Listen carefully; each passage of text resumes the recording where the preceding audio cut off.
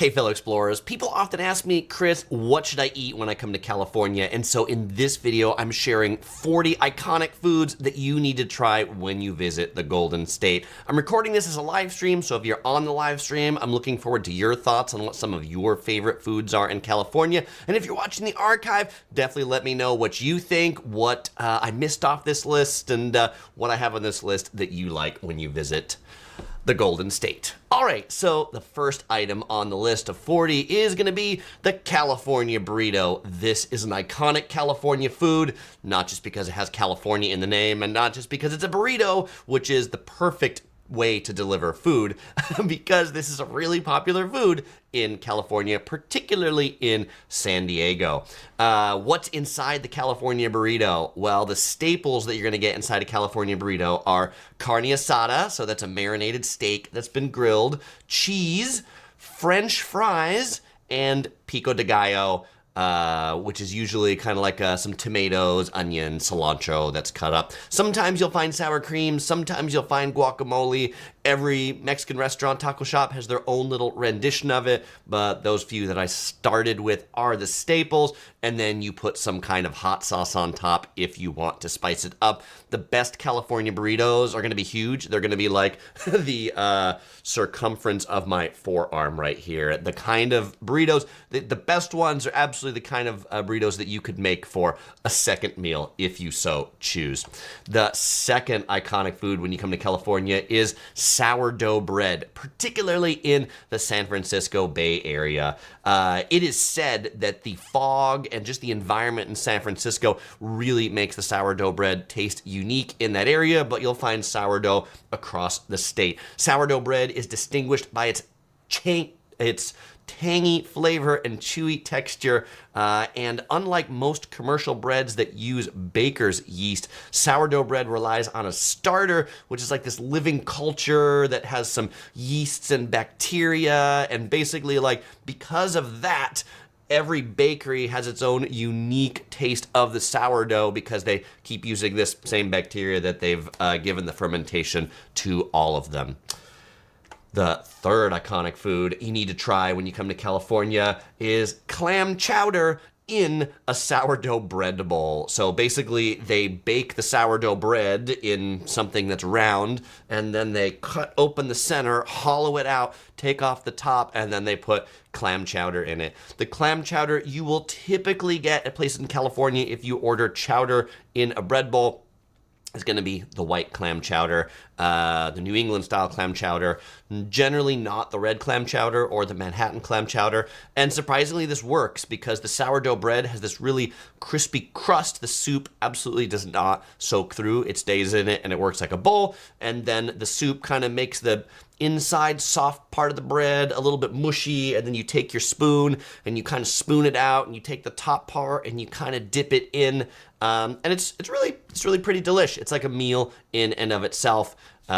So speaking of soups, there's another iconic soup from California. This one's number 4. This is called Cioppino. What is Cioppino? Cioppino is another food that originated in the San Francisco Bay Area in the 1800s by Italian immigrant fishermen, and it's a hearty seafood stew in a tomato broth. Basically, these fishermen, the fish of the day that they didn't sell, the stuff that they had left over, they would toss in a pot along with the tomato broth, and then you would have Cioppino.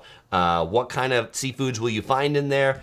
Crab, clams, mussels, scallops, shrimp, various types of fish, and squid are some of the staples you'll find in Cioppino. The tomato-based broth typically has tomatoes, onions, garlic, white wine, some herbs, and some spices. If you're in San Francisco, you'll find a lot of places in Fisherman's Wharf that sell Cioppino, and as you go down the coast, another great place for Cioppino is Monterey, although you'll find it in many Italian restaurants in along the coast of the Golden State.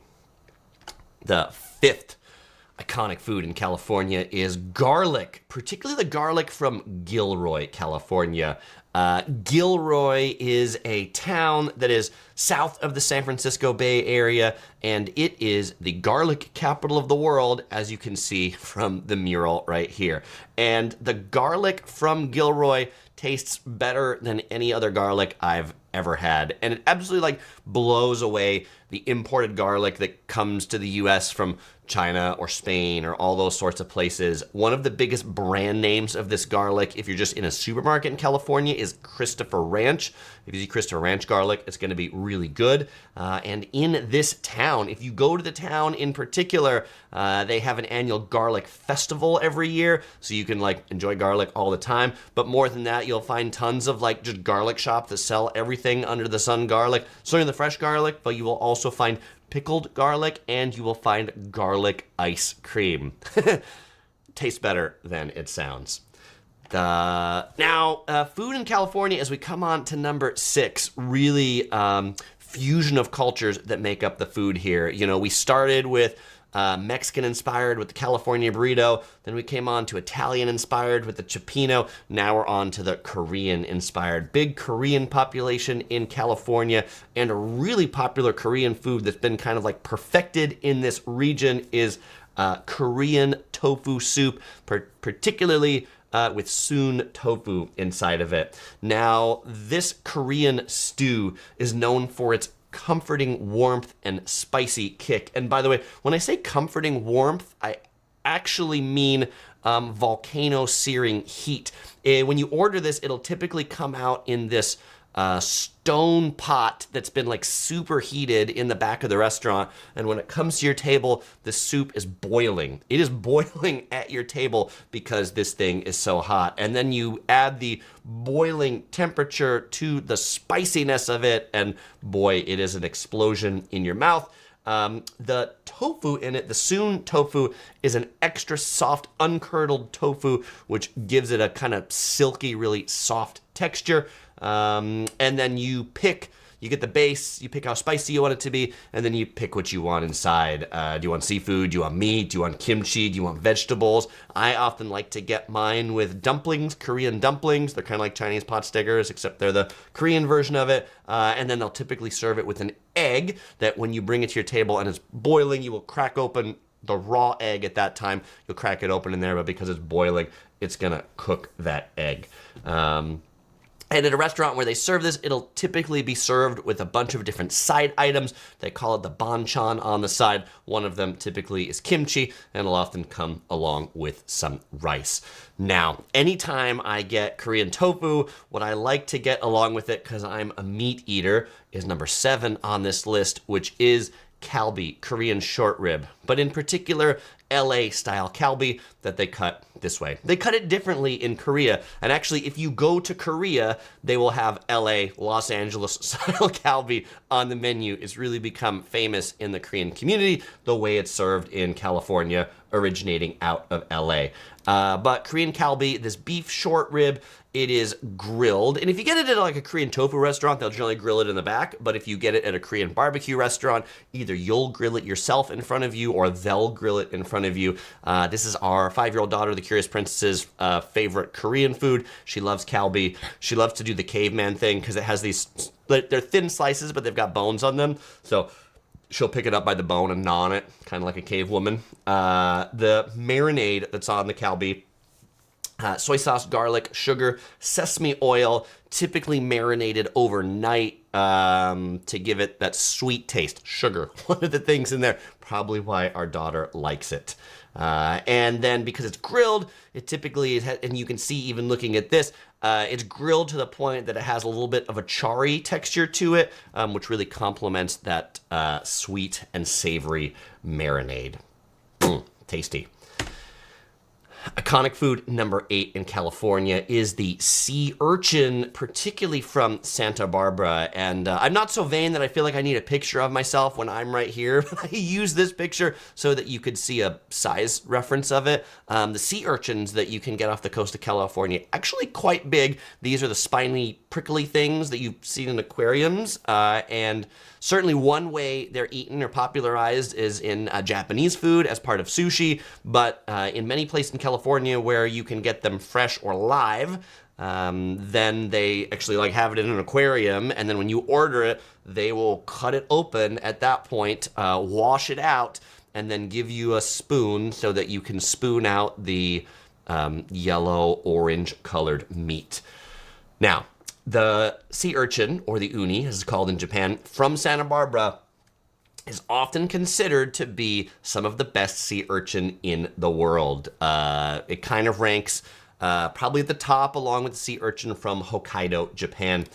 Its reputation is really because of a sweet flavor that the Santa Barbara sea urchin has, a soft but not mushy texture, and the vibrant color. Why is that? Apparently, the kelp, or the seaweed that the sea urchins eat in Santa Barbara is unique in this part of the world and gives it that taste. But definitely, there's a ton of places in Santa Barbara that you'll find sea urchin on the menu, but one of my favorite places, they have a fisherman's market on the weekend where like the boats just pull up to the dock and you can get it from the people who literally were getting it out of the ocean that day. All right, before we go on to number 9, I want to take some comments from the chat in the live stream. Laurel says she's never tried sea urchin. I don't think I will. Laurel, and that is absolutely okay. I would say sea urchin definitely is it's an acquired taste. And probably the first time most people have sea urchin, they don't love it, but as they eat it some more, they're like, oh, that's a unique flavor that you just can't taste anywhere else. Art says, I am lucky I'm eating lunch right now, or I would be very hangry. Yes, I should have said, if you're hungry, I'm sorry, because this stream will make you hungrier. So, Art, that was a good choice. Art says, is Korean barbecue better in LA than Korea? I have heard it is. Art, I believe the beef Korean barbecue in Los Angeles is better than the beef Korean barbecue in Korea. I think the pork Korean barbecue is better in Korea than it is in LA. So there you go. The best Korean barbecue restaurants are definitely going to be the ones that grill it over charcoal. And you will find those across California. If you are in LA and you want to find one of the iconic charcoal Korean barbecue places, it is called Soot Bull Jeep, SOOTBULL Jeep, like the car Jeep, sometimes spelled JIP too. All right. There's a question here about Art says, is NorCal food different than SoCal food? Can you blind test the difference? Absolutely different. Absolutely different. Southern California, closer to Mexico, more Asian influence. San Francisco Bay Area, more farm to table, more fresh ingredients. That's not to say that all those things aren't in both places, but there absolutely is a difference between SoCal and NorCal food. And by the way, you said NoCal, but yes, if we're doing this, then it's SoCal with just 2 letters, and then it's NorCal. You get the R, because I guess nobody likes to live in NoCal. And Carlene says the sourdough tastes different in San Francisco. Nair Road says fish tacos must be upping on this list. It is, and TNG says this must be a 10-year-old picture.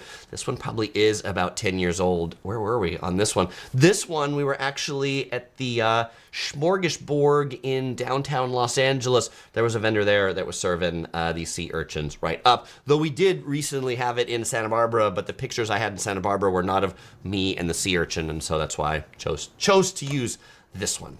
Okay, we're going on to number 9. It's had to be in the list. If you watch Yellow Productions, you've probably been like, I am waiting for In-N-Out Burger. Yes, when you come to California. I'm trying not to name specific restaurants in this list, and I'm naming like dishes that you need to have or foods. So the food you need to have is the double. 2 meat, 2 cheese, bun, lettuce, tomato, Thousand Island dressing. That's what makes the double at In-N-Out Burger. In-N-Out Burger started in California, near Los Angeles in Baldwin Park. Yes, it's propagated across the country, but eat it at the iconic spot. One of the most iconic In-N-Out burgers is this one right here. This is the one right next to LAX Airport. And if you are an aviation enthusiast, the jumbo jets, the A380s and things like that, they come and land like, it feels like they're about 5 feet over your head when you're eating at this In-N-Out Burger. It's a really cool spot to see the planes land. Some Canyon Overlook says, I'm showing that and I have no onion. You have a choice of onions or no onions, raw or grilled onions. I am generally not an onion fan, so I do not take the onions, but my wife, OC Girl, she loves onions so much that when we go to In-N-Out Burger, if she were to get the one with the bun, then she would get it with raw and grilled onions, but her favorite thing to get at In-N-Out Burger is actually to ask them to replace the bun with slices of grilled onion. So yes, on the top and the bottom of her burger, instead of bun will be slices of grilled onion that you eat with a knife and a fork. Cottage Full of Love says grilled onions for the win. Cottage Full of Love, you and OC Girl would have a great time at the Onion Festival. I don't know if there is an Onion Festival. I feel like there would be a town like Gilroy that would have an Onion Festival. I just don't know where that is. Okay. Yes, Carlene says Santa Maria Tri-Tip has to be coming up. It sure is. So very good, Carlene. Okay, number 10 iconic food in California is avocado everything, particularly avocado toast. What is avocado toast? Basically, you take some kind of bread, likely bread that you've toasted because it's got the name toast on it, and then you put some mashed avocado on it, sometimes with some spices or some seasonings in it. And for that privilege of getting a piece of toast and some avocado, you can expect to spend $10 to $20 in California. I didn't say that all California food was cheap. Avocado toast, kind of a foofy food, but it's another one that like it's gone from foofy to like normal. Like if you go to the United Lounge at LAX Airport, they will have avocado toast in the lounge. Yeah, I don't know about all the time, but I have certainly seen it there. Speaking of avocado everything, number 11 is then to get yourself an avocado bacon cheddar burger. Yes, we put avocados on everything, but one of my favorite things to get avocado on is the burger. And avocado on burgers from a local burger place that gets the avocados locally, really super delicious. If you had like avocado on your burger, places like Shake Shack, not so much. They source the avocados from like too far away. They probably hang out in a warehouse in Chicago someplace before you've ended up on your burger. Definitely, this is the kind of thing that you want at the mom and pop restaurants that's, you know, getting the avocados from the local farm. The best avocados are the ones that are served room temperature, not the ones that are chilled. Like by the time they make it cold, it just like doesn't have the same flavor anymore. Okay, we've got one more avocado coming up, which is number 12. This is avocado in the form of guacamole.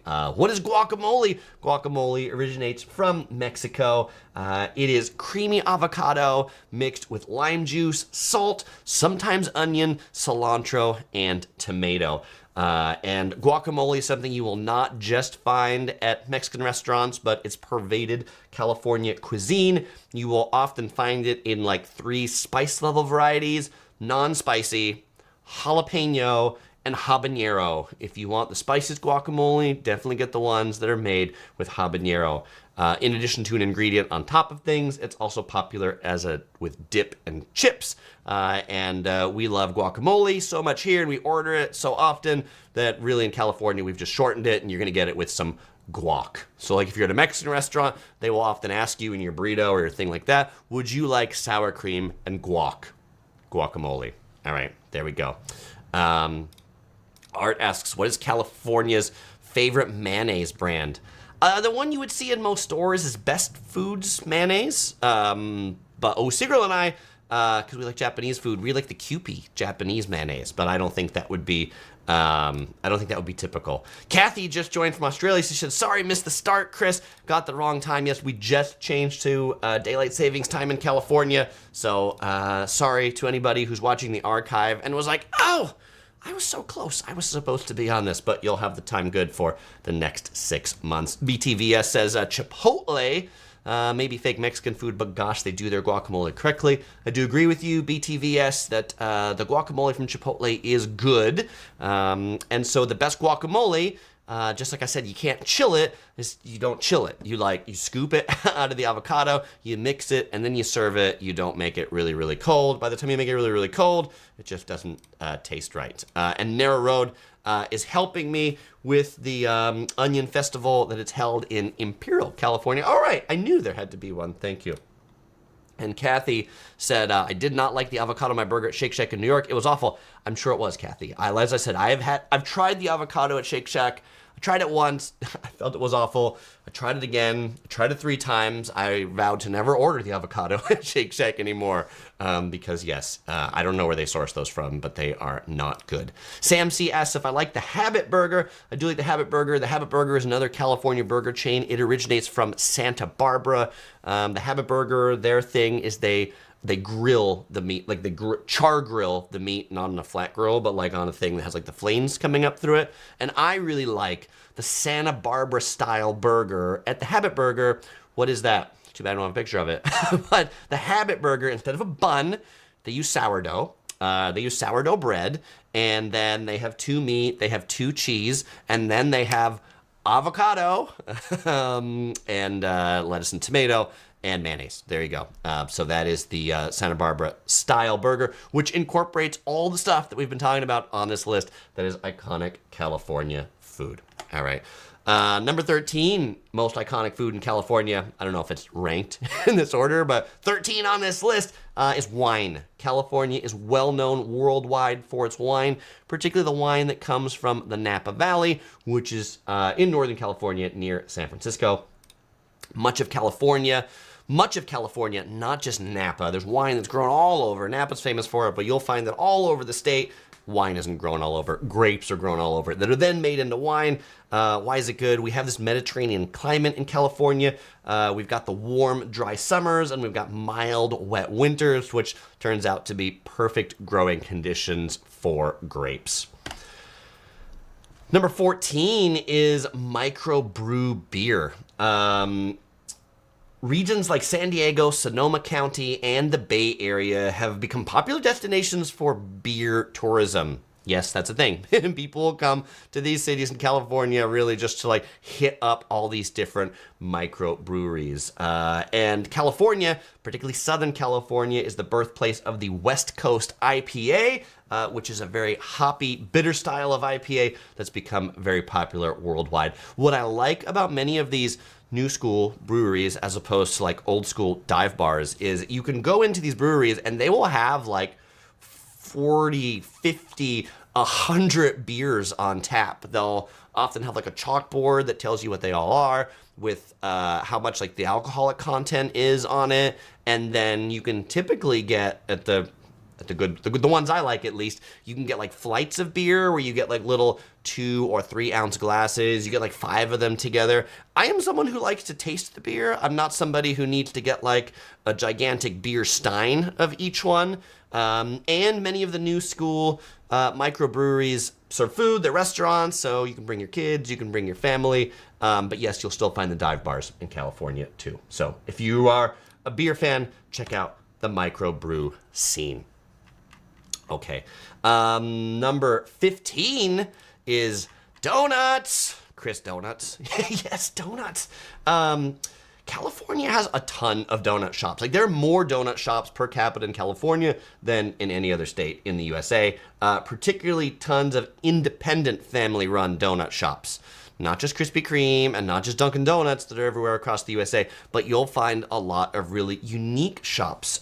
In California, these donut shops were primarily started by Cambodian refugees in the 1970s. If you don't believe me, you can look up the history. Just search Cambodian donuts, California. You'll find a whole bunch of YouTube videos made about it, articles written about it. But because of that, because so many, they're not franchised, they're family run, you can find interesting local specialties.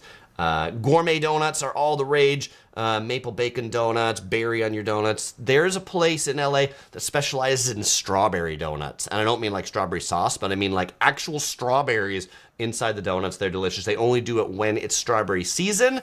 So check out some donuts. Yes. Ilford helps me out. Donut Man in Glendora, California, which is near Los Angeles. That's a place to get the strawberry donuts. And for any of you who watch Josh from California Through My Lens, he starts nearly every California episode in like a city in California with a donut because they're just so unique. And so he's always like, oh, we're in a new town. Let's check out the donuts in this town. All right, before we go on to 16, I need to have a drink. What is Chris drinking today? Out of this gigantic cup. This is a gigantic cup, isn't it? I have never had a teacup that is this big. This is from Urban Location Boba Tea House. This is the Osmanthus Oolong tea. Quite delicious. And I got a lot of it because the cup is really, really tall. All right, we can we'll put that here so it's in frame now. Okay. Yeah, BTVS says there were also lots of shops that were Chinese food and donut shops together for a long time. You will still absolutely find them in California. It'll say donuts and Chinese food. Yeah, there we go. Dining with Derek also loves the Donut Man in Glendora and says their peach donuts in the summer are spectacular. I've never been there for the peach donuts, but now, Derek, because you recommended it, I need to go.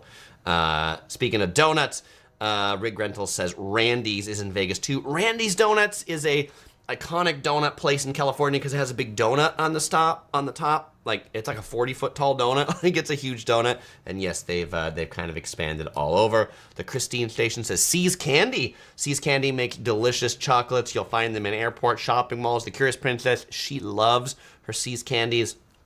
Whenever we go to South Coast Plaza, big shopping mall in Orange County, we always stop into See's Candies to get some chocolates.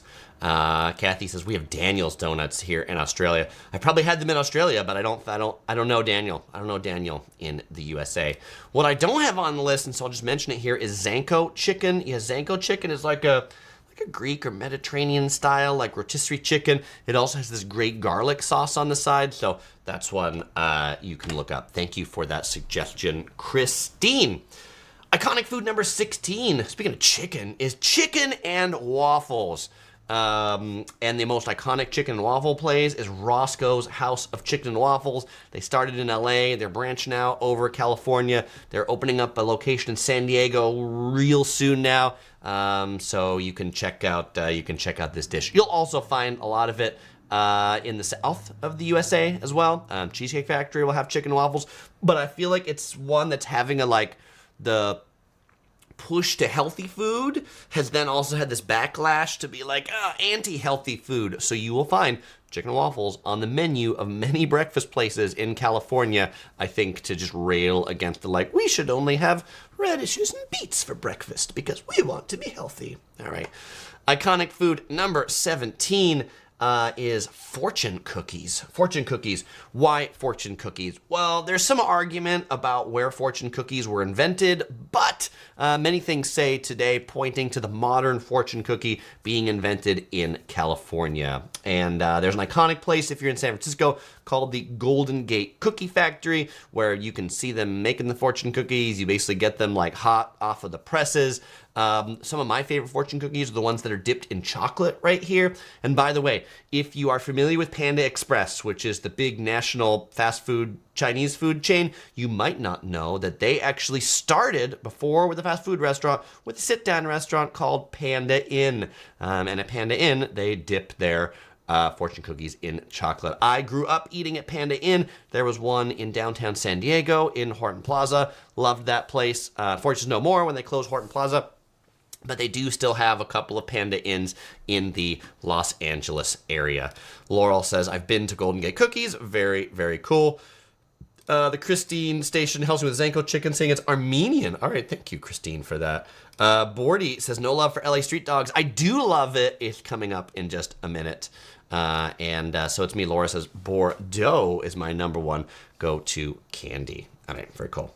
Let's go on to number 18, while we're in the Chinese category, and I've told you it's fusion cornucopia of things, when you come to California, you should definitely eat the dim sum. Yes, dim sum does not originate in California, but in the USA, I think you're going to find the best dim sum in California. There might be some people that would say New York, Chinatown, but I think it's better in the San Francisco Bay Area. And coming from a Southern Californian, to say that the food is better in Northern California means it actually must be really good. But a dim sum restaurant, generally you're ordering these small dumpling kind of things that come in like little steamer baskets that they steam it up. They'll, push it around on carts, and you kind of like pick what you want off of it. My favorite dim sum restaurant in the USA is in the San Francisco Bay Area. It's called Koi Palace. Koi, like the fish, Koi Palace. They have a few locations around there. One that's quite near San Francisco International Airport. You can tell it's a cool place because they put your tea on a little candle to keep your tea warm. So do check out the dim sum while you're in California. By the way, I said the best in the USA. Vancouver has some really good dim sum too, and I might even say better than some in the USA, but like Koi Palace, I put Koi Palace up against many of the dim sum places that I've had in Hong Kong too. Brandon says, is dim sum one of my favorite? I love dim sum. I love Koi Palace so much that often I will go there when I'm in San Francisco and get frozen dumplings from Koi Palace. I'll get the hargao, which are shrimp dumplings, shumai, which are pork dumplings. They sell them in these packages of 40 frozen dumplings, and I'll get like 100 of them in my suitcase to go, and then we'll steam them up home for the next few weeks. Dining with Derek's is the original Koi Palace moving to a new location. I've heard out of their original to like a shopping mall location. I don't know. I will be interested to see the new one. I agree with Board Certifiable that in Los Angeles, Lunasia has good dim sum. Lunasia is my favorite dim sum in the Southern California area, and actually I've celebrated my birthday there a couple times in a row. Christine adds a couple here, Porto's Bakery and Sassoon Bakery, which are some solid. I've not had Sassoon, but Porto's is absolutely a solid bakery. Okie dokie. Number 19, we heard somebody mention this before, so it gets this spot, which is Santa Maria style barbecue.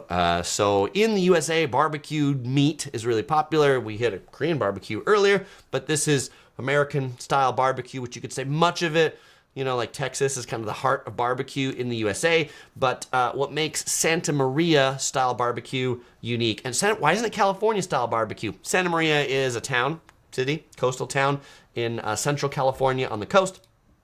And the centerpiece of their barbecue is a type of beef cut called tri-tip. Tri-tip is a triangular cut of beef from the bottom sirloin. It's known for its tenderness and rich flavor. The seasoning for tri-tip Santa Maria style, salt, pepper, garlic, salt, pretty simple. There will absolutely be some barbecue sauce that you can put on top of it, but the barbecue in Santa Maria style is a fire of native redwood. The redwood trees that are famous in California, you use those for the fire for tri-tip. That's one of the things that gives its unique flavor. And then at these places, because they're cooking over wood and they're generally cooking outside, though now they're inside maybe, the grill, to be able to change the heat, the actual part that the meat is on, the metal part, is typically made to raise and lower. That's how they can control the temperature and can control how hot things are. It is often served in the form of a sandwich. And you'll find it in Santa Maria, all over California. Actually, one of my favorite places for the tri-tip sandwich is not in Santa Maria at all, but it's this place right here called Salty's, which is in Bakersfield, California. And if you watch my Central California must-eat foods, we check out Salty's in that one. If you're watching the archive, I'll put the link to that video in the end screen of this one and in the description. If you're watching the live, you'll have to search for it, because I haven't put it there yet. All right.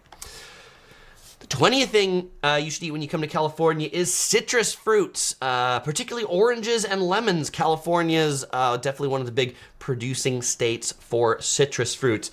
And what's actually funny about this is there's a brand of like tangerines or mandarin oranges called Cuties, California Cuties. When we were at Disney's California Adventure Park just the other day, in front of Soaring over California, which is a ride that you kind of like fly on this like I don't know, maybe like hang glider over California. They had like a table where they were just like giving out these the citrus fruits, the California. Take as much as you want. So our daughter, she turns out she loves the California cuties. She had like 10 of these while we were at Disneyland, which is great because they were free. And Disneyland food, not cheap, not free every day. But just pointing out that citrus fruits are definitely a big thing in California. Laurel says, I love cuties. Super, super cool. Okay. The 21st thing is orange ice cream. Yes, orange ice cream is actually a thing. I told you citrus fruits are really big. You will find citrus flavored ice cream really popular in California's Central Valley that grows a lot of the citrus fruit. One that we ate at was in a town called Visalia. Orange Works.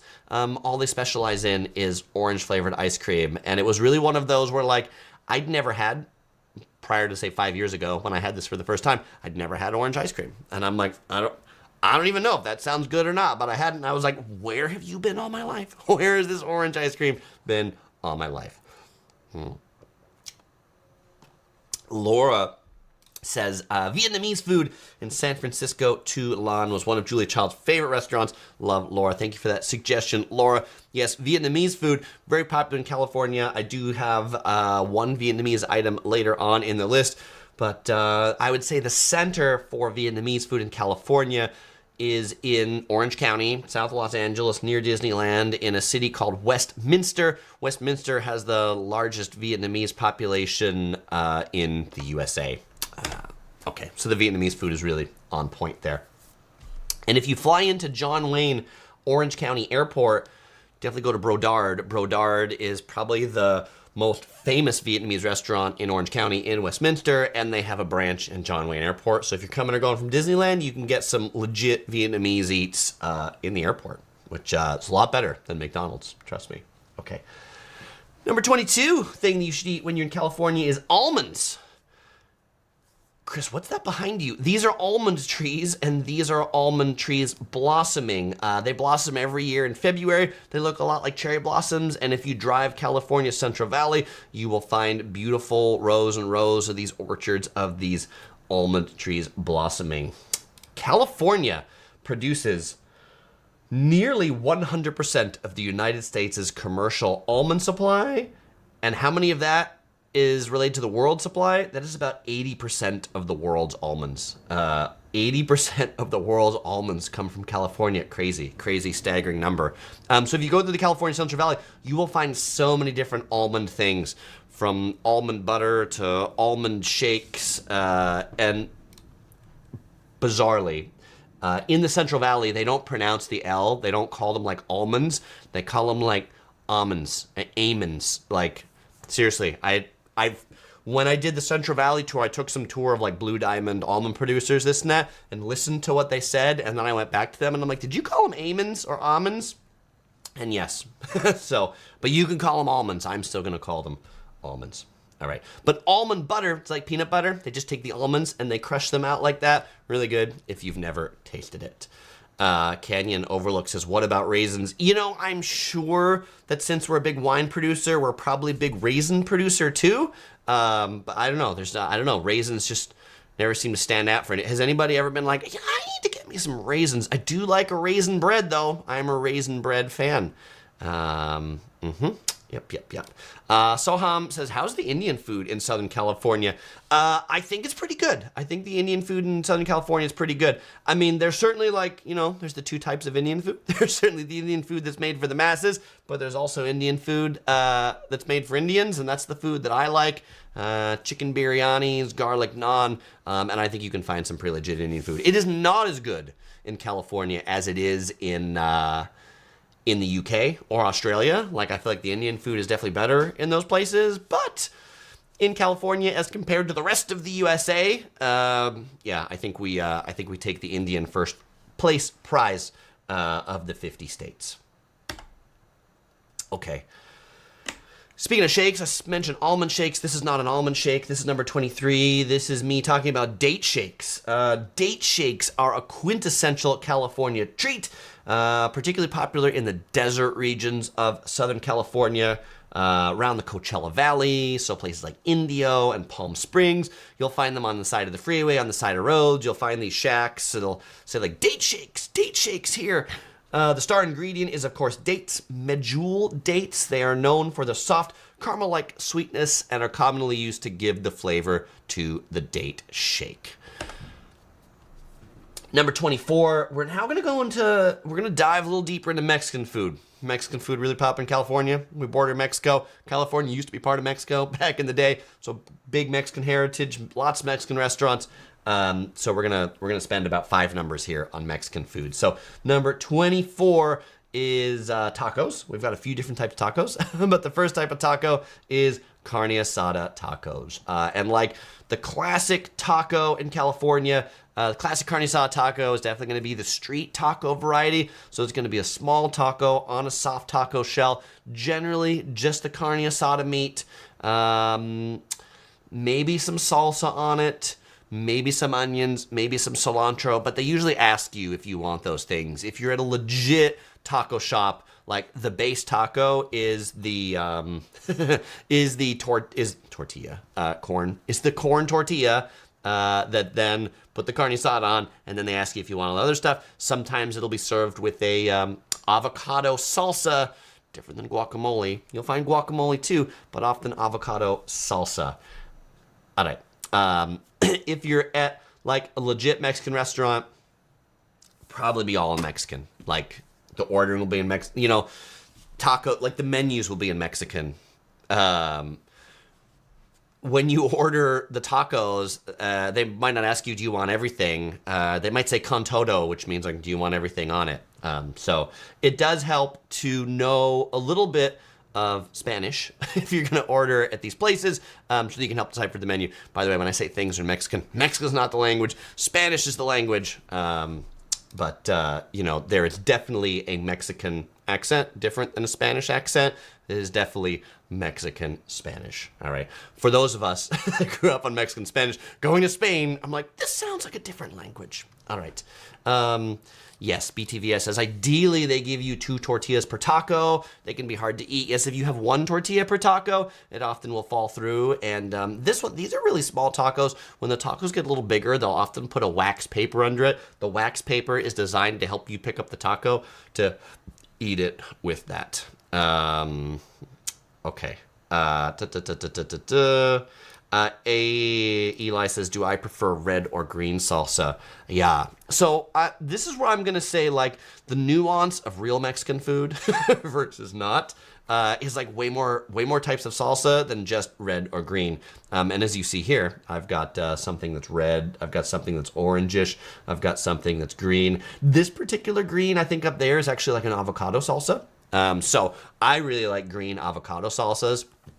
I don't really like from a typical taco shop. If you just have, if the answer is, do you want red or green? I'm going to take the red. Generally, I find the green is just a little bit too sour for me, but I definitely like the boutique salsas where you get into like the mangoes and those sorts of things. Yes. So Canyon Overlook says, I know someone from Spain and he can't understand Mexican Spanish. Thank you for the support on that one, Canyon Overlook. Okay. Next number 25 are tacos. What kind of tacos are these? These are al pastor tacos. I'm going to make this picture big so you can see it right here. The tacos are over there on the bottom. And then right above here, this is the rotating meat that al pastor is carved from. So al pastor is a type of spicy pork, and it's kind of served in this like Middle Eastern kebab style where they have it all on this rotating thing and they use a sword to cut the al pastor off of it. You're in a legit al pastor taco place when they have this. If they don't have this, go get your al pastor someplace else. Good if you like a little bit of heat or kick in your tacos. 26 are going to be fried fish tacos. You can see here these tacos, as I described, have the wax paper under them, so they're designed to help you pick them up. A fried fish taco is generally called an ensenada style taco. Ensenada is the city in Mexico that originated the fried fish taco. So if you're someplace and you see on a menu there's going to be a grilled fish taco and an ensenada style taco, the ensenada style taco is the one that is the fried fish taco. Speaking of grilled tacos, that is absolutely another fish offering. It's hard to see because it's under a lot of cabbage right down there. Typically on the fish taco, you're gonna get on top of the fish, whether it's fried or not, cabbage and a little bit of the pico de gallo, the beak of the rooster. That's what pico de gallo means, but that's that mixture of tomato, cilantro, sometimes some lime juice that goes in it. This is at one of my favorite fish taco spots in Orange County, California, called Baja Fish Tacos. All right, and this other one over here, Baja Style Fish Tacos. I mean, there's a lot of places that have the same name. This one, I like this one's at a place called like Ensenada's Surf and Turf Grill. That's where this one's called. I like their fried fish tacos there, but when I go to this place, the Baja Fish Tacos, I like the grilled fish tacos better. All right. Yes, refried beans. So these beans, refried beans, you'll find they like different levels of like how much of the bean can you tell. So these, the bean is definitely like less noticeable. It's more, you can still see the beans in there. This one here, you can see like more beans. Many places you'll often have the option of, do you want pinto beans or do you want black beans? If you're getting black beans, they will generally be more whole. But refried pinto beans are generally much more mashed. Yes, and I think that this Kathy says she's not a fan of beans. And I think a lot of people, when they've only had it once or twice, they're like, I don't know what this is, but it's another one over time, probably like uni, that becomes just an acquired taste, and then you begin to be like me, and then you're like, I love beans, beans, beans, amazing, beans, beans, the musical soup. The more you eat, the more you toot. There we go. There we go. Okay. Tacos. Tacos that are all the rage now. This is number 28, are birria tacos. And to make this one big too, so you can see this, birria tacos are tacos that are made of a stewed, typically beef in the USA, goat if you were in Mexico. But we'll go with beef because it's California. So in California, you're going to have beef. The taco shell right there usually is more crispy, so they kind of like fry up the tortilla to crisp it up a little bit. You can get them with or without cheese. If you get it with cheese, it's not just like some cheese that's been tossed in there, but the cheese is usually kind of like almost like fried into the tortilla shell along with the stewed beef, and then it's served with that's not a soup, that's a they call it a consomme, but it's like a taco dip. So you take your taco and you dip it into the dip and then you eat it. And then right next to it, I've got a bone marrow. Bone marrow. You scoop out the marrow of the bone, dip the taco, put the marrow onto the taco, and eat it. If you are in San Diego, the quintessential place in San Diego to get your birria tacos is Mike's Red Tacos. That's pretty much all they serve, birria tacos, but they are delicious. Iconic food number 29 in California is carne asada fries. You've probably heard of nachos. So you get like chips, you can get some cheese, and then you get some meat maybe on it. Well, what if you did that except you did it with french fries? So you took french fries, you put some meat on it, you melt some cheese on it, maybe here you put some guacamole, you put some sour cream on it, you've got yourself some carne asada style fries. Really, you'll find a lot of this in San Diego, less of it as you move further away from Mexico. My wife, Osigral, she really loves carne asada fries. Yes, as Grant says, if you are enjoying this live stream, definitely please give it a thumbs up.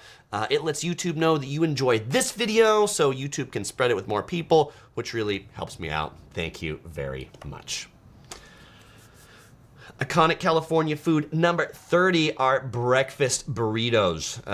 Breakfast burritos, you're gonna be a little little smaller than the big burrito because you're eating it for breakfast. What typically comes in a breakfast burrito? You're typically going to get potatoes, so French fries, though I feel like the best breakfast burritos make the potatoes that are in there a little bit more like breakfast potatoes, so a little bit more sliced, a little bit less French fry. Typically get some sort of eggs, maybe some bacon, maybe some ham, maybe some cheese.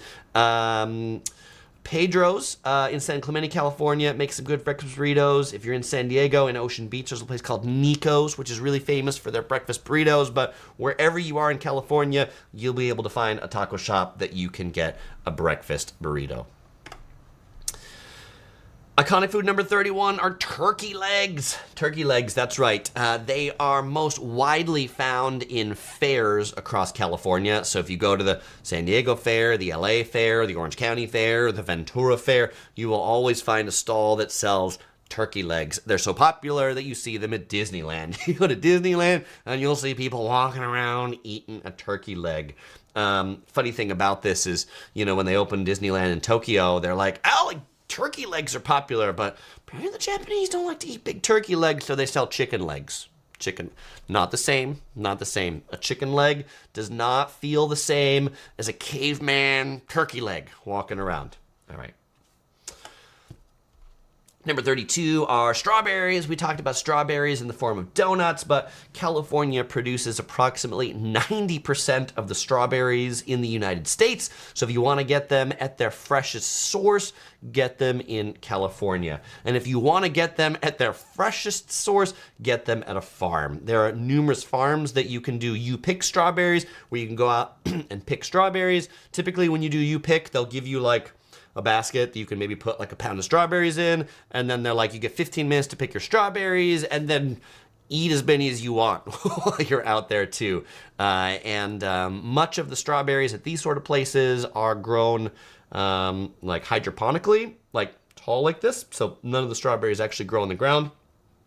And so because of that, you can just pick them up and eat them because they're not dirty while you're out there. Strawberry season is spring-ish, so March, April, May, the best months to get your strawberries in California. Brandon says, I love strawberries. One of my favorite fruits. I love strawberries too. So does the Curious Princess. You know what I'm going to have for dessert tonight after this live stream? Strawberry shortcake. There you go. There you go.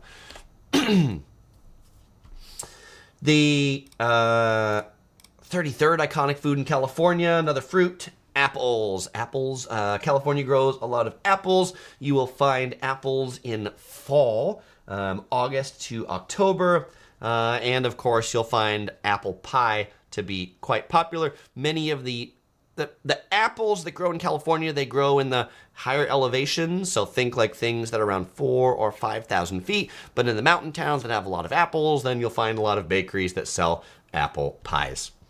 If you are getting your apples outside of August to October, they come from someplace else. So that's the time when we go and get fresh apple juice and fresh apple pie while it is delicious. Lisa says Julian Pie Company for apple pies near San Diego. Iconic in San Diego. Absolutely.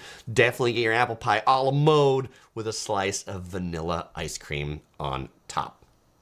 Thank you so much.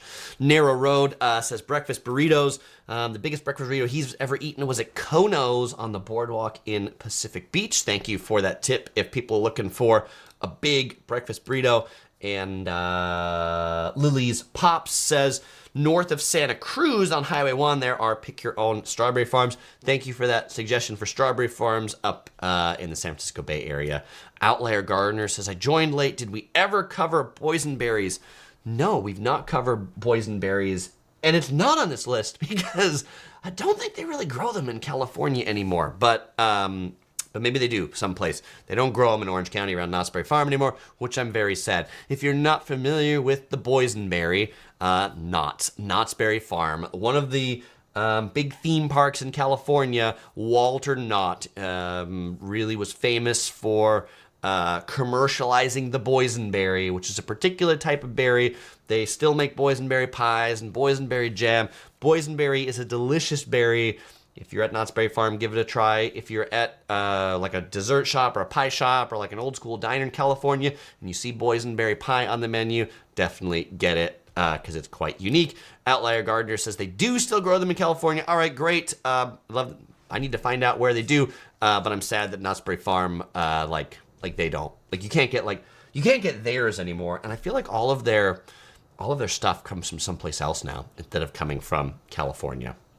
But OC Girl and I often say, we're like, why don't they sell boysenberries more at like airports and things like that? I feel like boysenberries should be more iconic than they actually are. I guess that's probably why they didn't make this list. So I feel like less people feel that way. But I'm glad I've got one more. As the gardener, outlier gardener would know where they grow these things. All right, when somebody said, Chris, no love for the LA style hot dogs. Here we go. Number 34, bacon wrapped hot dogs. That's right. These are particularly popular in Los Angeles. You will often find street vendors popping up outside of sporting events and parks and things like that with their little portable grill with hot dogs wrapped in bacon that they sell. This particular shot of these bacon wrapped hot dogs is at a mini chain in Los Angeles called Dirt Dog LA. Why is this restaurant called Dirt Dog? The guy who founded this restaurant as a kid, he grew up in Los Angeles and he really liked the hot dogs from the street vendors that were selling the hot dogs. But his mom would always tell him, don't get those dirt dogs. They just cook them on the side of the road. They're full of dirt. You know, if you want a hot dog, I'll make you one, or we'll go to some place like Wiener Schnitzel where they're good. Don't get those dirt dogs. But there's something special about a street side hot dog wrapped in bacon. If you don't want it to be dirty, then you can get it from Dirt Dog LA where they cook it inside. Number 35, here's our Vietnamese fusion right here. So the French dip sandwich was invented in Los Angeles, in downtown LA. There's a place called like Philippe's House of French Dip or something. Philippe's something. Now knowing that, French dip there, I feel like maybe it was good 80 years ago. Time has passed on that place. So the new iconic food in California that's related to the French dip or comes from that, another fusion of cuisines, is the Vietnamese pho French dip. That's what this sandwich is right here. So this sandwich is on rye bread. The meat inside is the type of beef brisket that they would serve in a Vietnamese pho soup. The vegetables on top of it are like bean sprouts, the kind of things that you would get alongside of your pho Vietnamese soup. And then the dipping sauce right here is the broth from pho. You take this and you dip it in there. Super delish. You will find these popping up all over California now. Number 36 is going to be ramen. We've talked about Japanese, Korean, Vietnamese. Let's see, here we go. So Japanese, big Japanese influence in California. Ramen. You'll find so many ramen shops across California.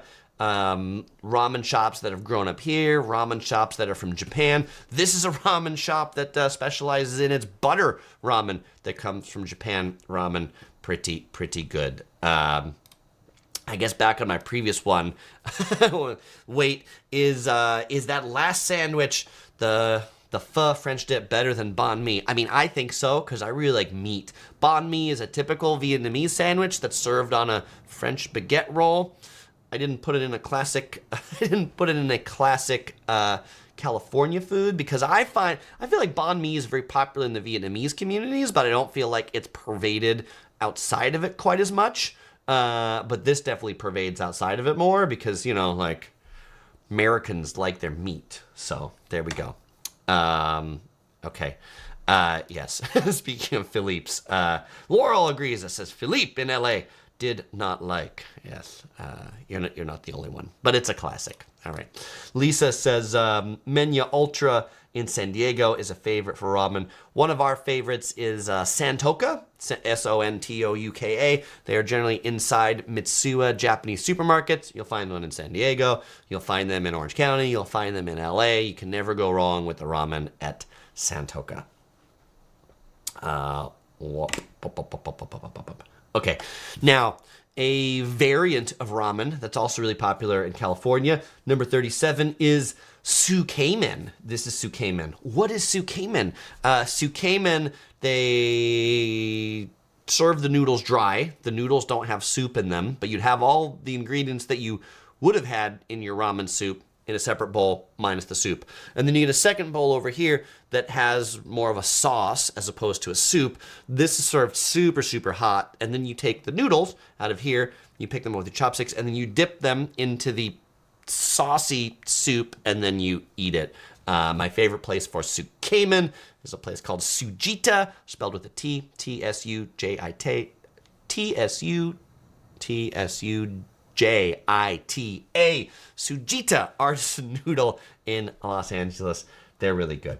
All right, rounding out the Japanese selection, sushi, really popular in California. You'll find sushi in so many places, not just Japanese restaurants, but California definitely has some of its own unique sushi items. The California roll, invented here because crab, the availability of crab and the availability of avocado that we see right here on this one. Certainly the uni, the sea urchin that we talked about, is another great option to get on your sushi.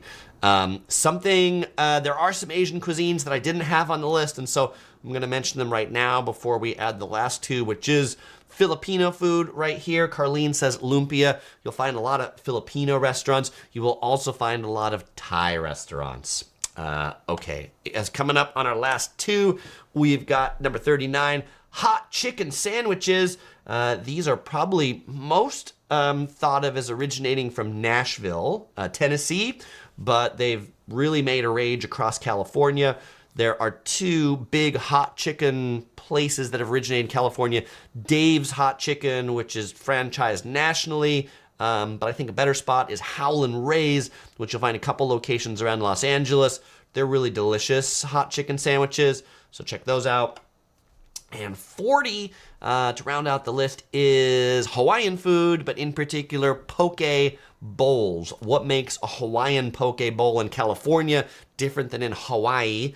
Poke, which is, you could essentially call it a raw seafood salad, generally served of cubed tuna or cubed salmon with soy sauce, spicy mayo, some various things. In Hawaii, they will take the fish and the marinade and pre-make it and then serve it to you like with an ice cream, to be like, how much per weight of this raw tuna salad do you want? How much of this salmon salad do you want? Served with rice. In California, it is served much more like a Subway sandwich or a Chipotle burrito, where you go down the line and they build your poke bowl as you go. So the fishes are not pre-marinated, they're just fish. And then they're like, what sauce do you want on top? What toppings do you want on top? And then you do with something like this. You get the rice, you get the crab, you get the avocado, you get the seaweed, sesame, the masago, and then on this one I probably got like tuna, salmon, and scallops or something like that. This is a place in Orange County called Uruko Cafe, but you will find these California-style poke bowls or in California, but also you'll find them making their way across the U.S. There's a few people have double-clicked on Howlin' Ray's. Ilford says they are super friendly. Carlene adds the San Francisco Bay Shrimp Cocktail as another suggestion.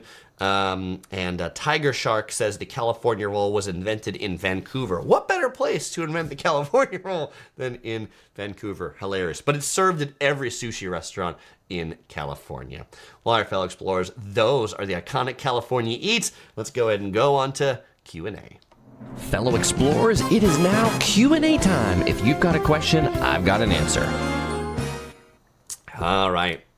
Andy, probably referencing the poke, says, can you get it spicy? Of course you can. Yes, you can get it spicy. All those poke shops you get, they'll ask you, like, how spicy do you want it? And you can get spicy mayo if you want it to be even spicier. Lisa adds something about Howlin' Ray's, saying the Howlin' Ray's, the original location in Chinatown, LA, has super long lines, can be an hour plus long. They sure can. So go on a weekday. That's my pro tip for going to Howlin' Ray's. Kathy says, what is the best Mexican restaurant near Disneyland? Within walking distance of Disneyland, it's Sabrosada. It's a very small taco shop that's on the intersection of Harbor and Catella, but that's the best one that you can walk to. Canyon Overlook says, good taco place around Irvine. Canyon Overlook, there are no good taco places in Irvine. Period. Like the city of Irvine itself has no good taco places. But around Irvine, in the neighboring towns, in Tustin, my favorite tacos over there are at a place called Jalapenos. They make really good tacos. And then in Santa Ana, which is also neighboring Irvine, I really like Pappy's Tacos. And then when we talked about fish tacos, I really like Baja Fish Tacos that has locations in Santa Ana, Costa Mesa, Lake Forest. That is probably my go-to spot for fish tacos that I eat more than any other taco spot in Orange County. Yes, what you will find in Irvine is you will find some good boba. That's what you should get while you're in Irvine. The Asian food in Irvine is definitely what's on point. The Mexican is not.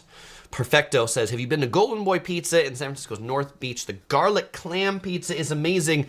Boy, I have not Perfecto, but you know, every time when people recommend things for me that I'm like, I have never heard of that, you know what I do? I open up Google Maps and I find it.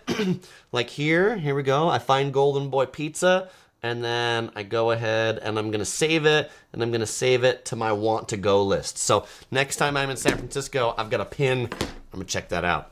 Sounds good.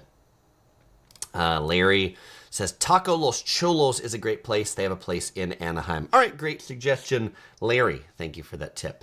Let's see. Double click for Golden Boy is legit. Thank you for the tip. Photo G says, Koi Palace and Daily moved. They moved already to the Serramonte Center. All right, I need to check that out sooner. BTVS says, yes, if you are looking for taco shops, if you use this word, taqueria. Taqueria? Yeah, my Espanol no bueno. Not very good. You'll find at least the most likely to authentic. Thank you for that suggestion. Elias says Taco Nazo in Bellflower for Ensenada-style fish tacos. Thank you for that tip, Elias. A place that I've been really enjoying recently when I come in and out of LAX is Taco Masa. M-A-S-A. They make some solid carne asada and al pastor. And there's also another spot that I like near LAX called, oh boy, they serve rotisserie chicken. Benny's chicken tacos. Something like that. That's what they're called. Benny's rotisserie style chicken tacos. Anyway, they make rotisserie chicken burritos. Those are really good too. If you ask me, Chris, what's your favorite food in California? It's hamburger pizza Mexican. Anytime I can get hamburger pizza Mexican, I'm super happy. Chris, why didn't you put pizza on the list? There's a lot of pizza places in California, but maybe we've had a couple that rise to the top of that garlic clam pizza. But, you know, it's like a lot of variants. There's California Pizza Kitchen, but I declined to put California Pizza Kitchen on this list. Laurel also says Tacos Los Cholos is open on Huntington Beach. It's very good. Narrow Road says, what's the best place to get orange ice cream in California? The best one I've had is Orange Works in Visalia, California, which is north of Bakersfield. Taqueria. All right, thanks, BTVS. I appreciate that. Any places you would recommend in Central California? So, I've got a whole, I should maybe just drop it. I should just drop it in the chat. Central California Best Eats Yellow Productions.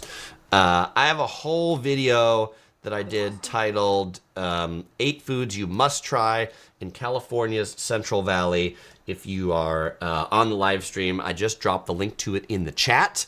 And so you can check that out when you're done with when you're done with this video. And if you're watching the archive, I'll put that in the description and in a pinned comment. College Full of Love says, I'm going to be watching this. Add a ton of these places to my must-go list for sure. Awesome. College Full of Love. Larry Gardner says, what's your favorite buffet in California? My favorite buffet in California is at Paula Casino, which is near Temecula, California. I feel like the best buffets are at the Native American casinos. So, I don't know. What's your favorite buffet? Outlier Gardner. Han says, rumor has it Tokyo Central is coming to Heritage Plaza on Culver. Super excited. I am super excited. This is close to where I live, for those of you that don't know all these little details that are right here. But yes, super excited. And Tiger Shark fact-checked it. The California is widely reported to have originated in Vancouver. All right. Cool. Good deal. No, I believe you, Tiger Shark. So, all right.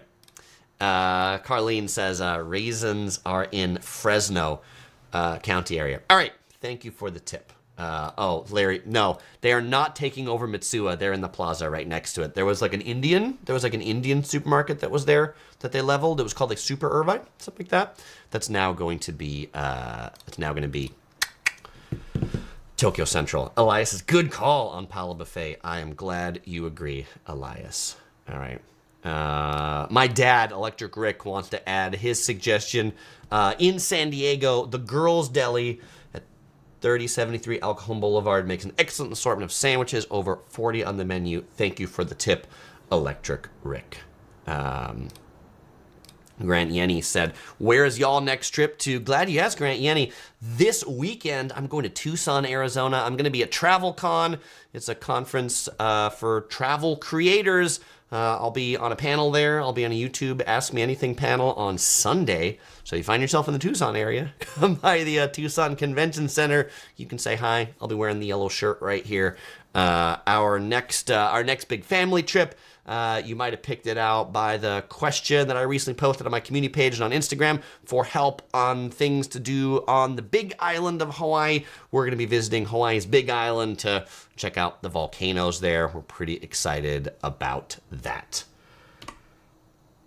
Yes, it's the time you've been waiting for. It's time for the giveaway.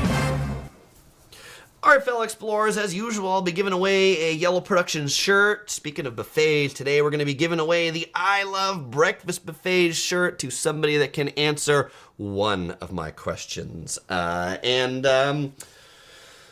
answer this question, you'll win this shirt. I'll ship it to you anywhere in the world. If you want to win this, you have to complete the song, Beans, Beans, the Musical Fruit.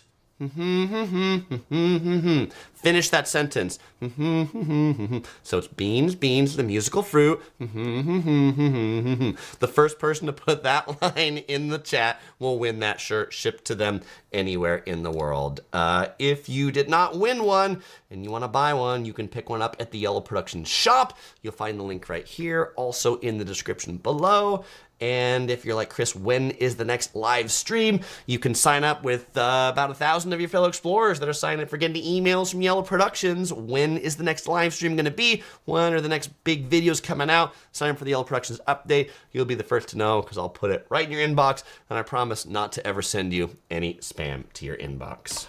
And now we have a winner chicken dinner. Okay, so, Beans, Beans, the Musical Fruit, Nick Bubble Tea was the first person to say, the more you eat, the more you toot. Congratulations, Nick Bubble Tea. You were the first person that put the full set of lines down there. There were a number of people that also put that in the chat, so I'm glad I have a very cultured audience here that can complete that song. But Nick Bubble Tea, send me an email to chris@yellow-productions.com. You'll find that in the description below. Let me know your address, your size, and I'll get that I Love Breakfast Buffet shirt headed right out to you. Well, fellow explorers, it was great hanging out with y'all today. Definitely check out my video all about the best foods in California Central Valley, where I'll dive into a lot more of these things, including the Santa Maria style tri-tip and that orange ice cream. As usual, I won't say goodbye because I'll see you in that video.